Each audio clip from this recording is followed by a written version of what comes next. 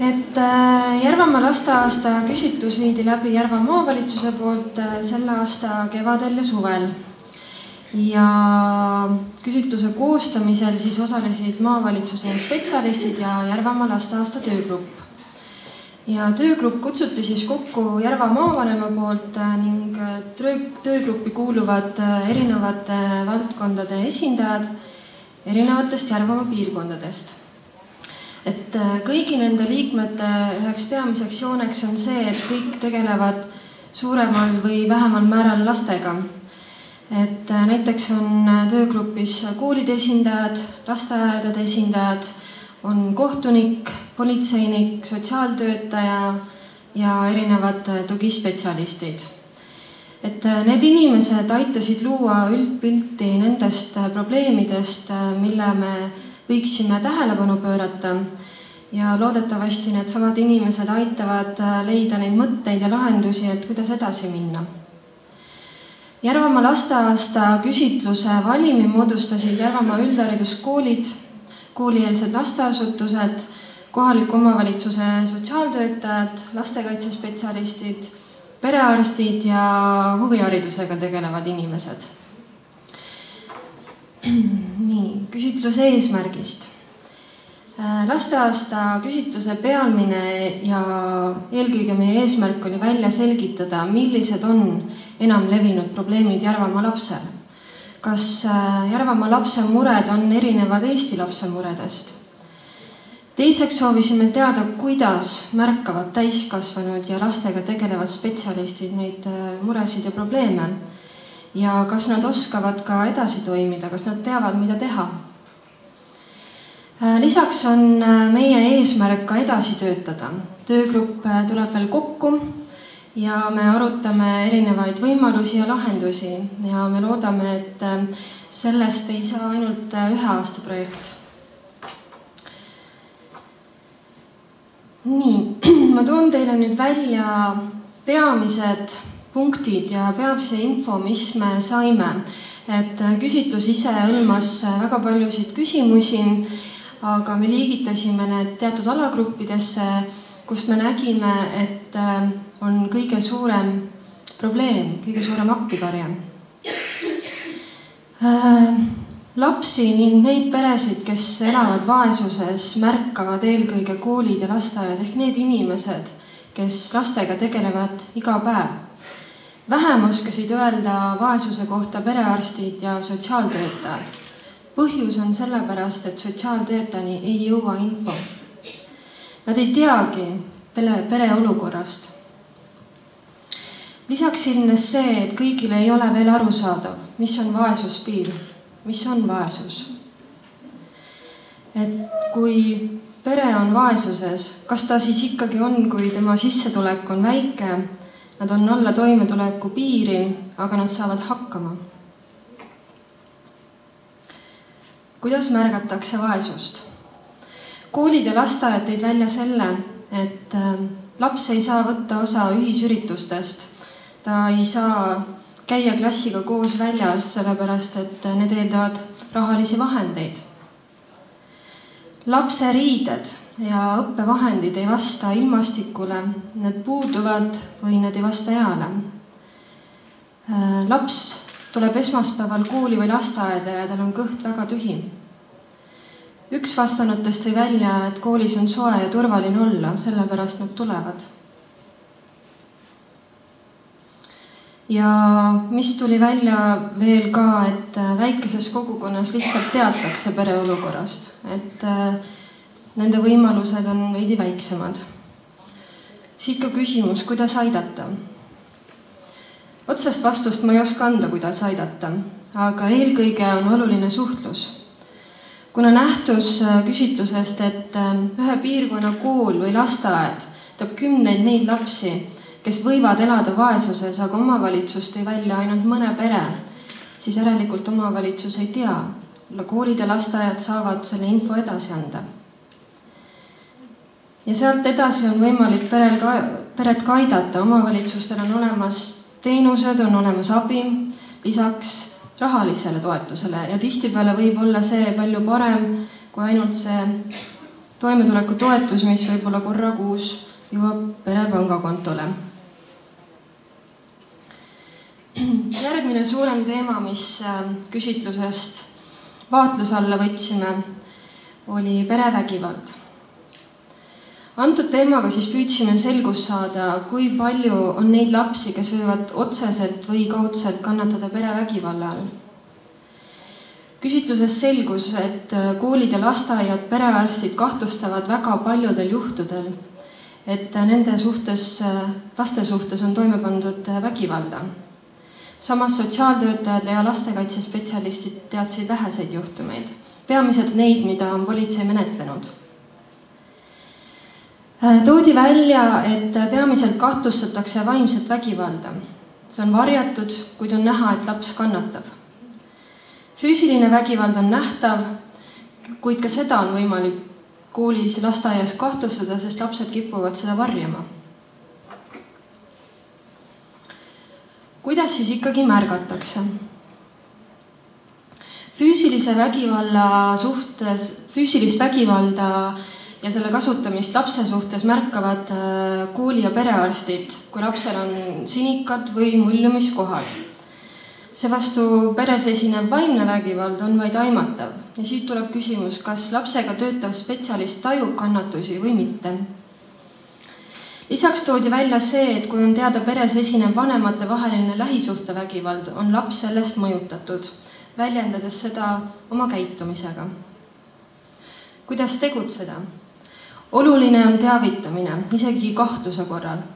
Teavitada on võimalik omavalitsuse sotsiaaltöötajat või lastekaitsespetsialisti ja lisaks on võimalik teavitada ka erinevatele üleriigilistele infotelefonidele, näiteks üks on lasteabitelefon. Et andke teada ja teie kahtlusele reageeritakse, sellele tuleb reageerida. Järgmine valdkond, mis meid huvitas ja mille kohta soovisin infot saada, on koolikiusamine. Ja küsitluses selgus, et 184 last on erineval moel koolikiusamise ohver ning peamiselt esineb koolikiusamist 2. ja 3. kooliastmes, vähem 1. ja gümnaasiumiastmes. Küsitlusele vastanud kõik koolid tõid välja, et nende koolis esineb laste kiusamist teiste laste poolt. Peamiselt toodi välja, et kiusatakse endast nooremaid või teistest mingil moel erinevaid lapsi. Lapsi, kes on oma välimuse, majandusliku olukorra või oma olekuga teistest erinevad. Nad teevad midagi teistmoodi, mis ei ole osade õpilaste arvates aktsepteeritav. Kuna arvan, et küsitluse tulemus on selles osas subjektiivne ning põhineb vastajate arvamusel, tõin välja ühe vastanu lause. Teiste koolikaaslaste poolt solvamisi ja vahel füüsilist vägivalda on tundnud vist kõik. Ma arvan, et see on päris hirmutav, aga samas üpriski täpne, sest me tegelikult ei oska ju näha laste sisse, kui palju nad kannatavad, kui võrd tegi haiget kaaslase solvang või hüüdnimega hüüdmine. Järgnevalt siis toon välja 3 peamist ilmingut, mida koolid tõid välja, mis viitavad siis koolikiusamisele.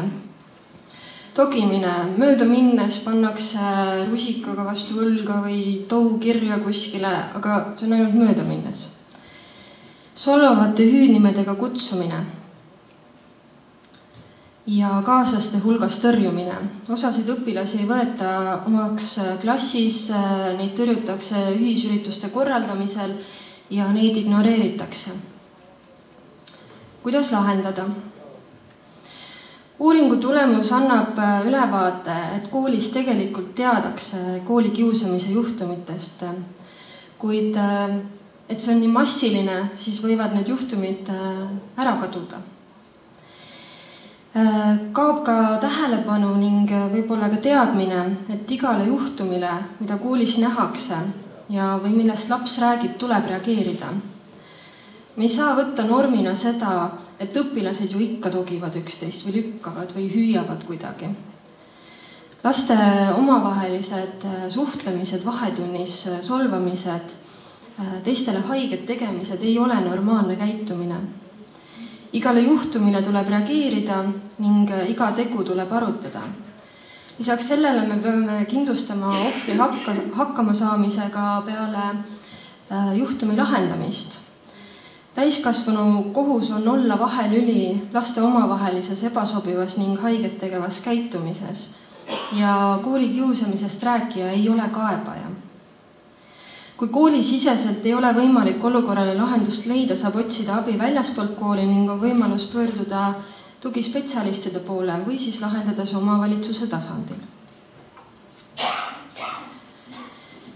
Järgmine grupp, millest me soovisime informatsiooni saada, oli sõltuvus. Ja küsitluses selgus, et koolides on õpetajatele teadaolevalt 174 alaealisel õpilasel probleeme tubakatoodete kasutamisega. Ja suitsetamine saab alguse teisest kooliastmest, kuid tulemused näitasid ka juhtumeid, kus õpilased hakkasid, esimeses kooliastmes olevad õpilased suitsetavad. Kõige rohkem esineb tubakatoodete tarvitamisega probleeme 3. kooliastmes. Koolides üldiselt teatakse vähem alkoholi tarvitamise juhtumeid, sellepärast et lapsed koolis olles üldiselt alkoholi tarvita. Informatsioon võib jõuda koolini siis, kui laps on sattunud alkoholi tarvitamisega politsei vaatevälja ja seetõttu ka alaealiste komisjoni. Lisaks sellele soovisime teada, kui paljud lapsed võivad olla arvutist sõltuvad, kuna praeguses infoühiskonnas on see muutunud ühe suuremaks probleemiks. Koolid tõid välja, et nemad märkavad arvutisõltuvuse süvenemist teisest kooliastmest, et laste õppimine on kahjustatud, nad on väsinud ning oma vaba aeg veedetakse arvutis mänge mängides. Lisaks uurisime ka vanemate sõltuvuse kohta, kuna lapsed, kelle vanemad tarvitavad liigselt alkoholi või psühhotroopseid aineid, kuuluvad sotsiaalselt riskigruppi. Küsitluse tulemustest selgub, et üldiselt tarvitatakse sõltuvusainetest peredes peamiselt alkoholi ning omavalitsuse tasandil ollakse nendest peredest pigem teadlikud. Lisaks selgus, et väiksemas kogukonnas teatakse rohkem kui suuremas omavalitsuses, ehk seal on võimalus nendel peredel jääda märkamatuks. Ka selle teema puhul on oluline omavaheline suhtlus, teavitamine. Kui koolid omavad kahtlust, et äkki sotsiaaltöötaja ei tea, et selle lapse peres tarvitab üks või mõlemad vanemad alkoholi, siis tuleb sellest teada anda. Kahtluse korral teavitamine ja rääkimine ei ole liigne, kuna lapse eest hoolitsemine ning heaolu võib olla ohus ning selle korral saab peret aidata siis juba vastav spetsialist. Järgnev teema, mida me uurisime, oli laste koolikohustuse täitmine. Uuringus selgus, et 133 lapsel oli eelmisel õppeaastal probleeme koolikohustuse täitmisega. Kõige rohkem esineb puudumisi 3. kooliastmes ja kõige vähem 1. kooliastmes. Seal toodi ka välja klassijuhataja olulist rolli. Kui lapsega tegeleb üks inimene, siis ta märkab kiiremini, kui laps puudub. Tal on olemas lapsevanemaga otse kontakt ning ehk jõuab laps kiiremini kooli. Vanemas kooliastmes ning suuremas koolis on lastel võimalus jääda märkamatuks ning puudumised võivad tekkida kiiremini ning kergemini. Peamiselt toodi koolikohustuse mittetäitmise põhjused välja 3 suuremas alagrupis. Esimene põhjus võib olla seotud koduga. Valdavalt on siis vanemate vähene järelevalve ja kodune tugi on nõrk. Vanemad töötavad kaugemal või välismaal ja neil puudub kontroll lapse üle. Toodi välja aga, et mõnikord annab lapsevanem kohustuse õpilasel vaadata oma väiksemate õdede ja vendade järgi ja selle tõttu ta ei jõuagi kooli. Järgmine põhjus, mis võib olla seotud koolikohustuse mittetäitmisega, on kool. Õpilasel on jäänud teadmistesse lüngad ning kooli vastu on tekkinud tõrge. Õpilane on sattunud kiusamise ohvriks ning kool kui füüsiline keskkond on talle rusuv. Toodi välja ka seda, et suur õppekoormus ning õppeainete raskus ning rohkus võib olla põhjuseks, miks laps ei taha koolis käia või pigem ta ei suuda koolis käia. Kolmas suurem alagrupp on küsitluse tulemusel seotud lapse endaga. Lapsel puudub kohuse ja vastutustunne, sõpradega koos olemine ning öösel suhtlusvõrgustikus viibimine on tähtsam ja lapsed on väsinud, hommikul ta ei jõua kooli. Laps on tundnud ebaedu ning loobub liiga kergelt. Koolikohustuse täitmise tagamise ning puudumiste põhjuste likvideerimisel on samuti oluline koostöö tugispetsialistidega ja koostöö omavalitsuse tasandil. Järgnevalt toon siis välja riskid laste hoolekandes ja laste eest hoolitsemisel. Et millised on need probleemid, mis võivad laste eest hoolitsemisel esineda? Üks peamisi asjaolusid, mis tulemustest selgub, on see, et omavalitsuse tasandil teavad spetsialistid pere probleemist siis, kui pere ise räägib või nad saavad infot kellegi kolmanda käest. Näiteks puudega lastega perede puhul toodi välja seda, et sotsiaaltöötaja ei ole üldse informeeritud, nad ei teagi, kui palju tegelikult võib olla nende omavalitsuses puudega lapsi. Andmekaitsest tulenevalt nad seda infot ei näe, kuid sellest tulenevalt nad ei saa ka peret aidata ja võib-olla pere vajab natuke abi. Omavalitsuse tasandil ollakse rohkem teadlikud suurperede lastest ning küsitluses toodi välja, et neile pakutakse ka abi. Teise suure riskigrupina, kelles sotsiaaltöötajad, lastekaitsespetsialistid ei oma piisavalt infot, on õhtusel ajal järelevalvete ja nii-öelda üksi kasvavad lapsed. Igast piirkonnast, kust me vastuseid saime, olid koolid ja lasteaiad teadlikud, et kui palju on lapsi, kelle vähemalt üks vanem töötab välismaal. Peamiselt töötavad küll isad, aga väga paljudel juhtudel toodi välja, et töötab ka ema või mõlemad vanemad. Kuigi pere võib tunduda toime tulev ning lastega nii-öelda probleeme ei esine, on need lapsed siiski riskigruppi kuuluvad. Sellepärast, et lapsed ei ole võimelised võtma vastutus ning nende heaolu võib tegelikult olla ohus, sest nende kohustused on suuremad, kui nende areng seda eeldab ja võimaldab. Hooletusse jätmise riskigruppi kuuluvad ka lapsed, kelle vanematel on sõltuvusprobleemid, aga sellest ma rääkisin eelmistel slaididel. Seega nende riskide leevendamiseks ning laste heaolu tagamiseks on oluline veel kord info omavaheline vahetamine ja edastamine. Info, mis on perearstidel, koolidel, lasteaedadel, tuleb anda edasi spetsialistidele, kes saavad hinnata riski olemust ning vajadusel ka sekkuda ja abi pakkuda.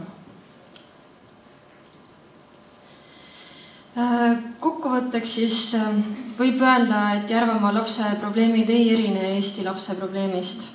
Need on samasugused. Erinevus võib olla ainult selles, et probleemi raskus või selle ilmingud tulenevad selle piirkonna eripärast, kus see laps asub. Ja mida meie saame teha Järvamaa lapse aitamiseks? Kõigepealt teadvustamine, et meie lastel võib probleeme olla. Me peame oskama teadvustada, millal on laps hädas ning milline on tema probleem. Märkamine. Me peame oskama märgata lapsi, kes on hädas. Probleemid võivad olla juba nii tavalised ja justkui elu osa, kuid lapse probleem ei saa olla lihtsalt elu osa. Me peame teavitama. Abivajavast lapsest teavitamine on iga täiskasvanu, mitte ainult spetsialisti kohus. Ja abivajavast lapsest teadaandmine ei sõltu ega saagi sõltuda andmekaitsest. Me peame suhtlema teiste spetsialistidega, sest iga kord me ei pruugi osata leida iseseisvalt lahendust. Ja viimane on aitamine. Iga hädas oleva lapse aitamine aitab meil leevendada lapse probleeme. Ja iga aidatud laps on ühiskonnas toimiv täiskasvanu tulevikus. Ja siinkohal ma sooviksingi tänada kõiki neid, kes küsitlusele vastasid ja et leidsite selle aja ja soovi. Aitäh teile, et kuulasite ja kaasa mõtlesite ja aitäh, et astute järgmisi samme Järvamaa lapse aitamiseks. Et kõikidele probleemidele siin praegu lahendust ei leidnud ja see ilmselt ei olnudki meie küsitluse eesmärk. Eesmärk on see, et me teadvustame, et meie lapsel on probleemid. Aitäh!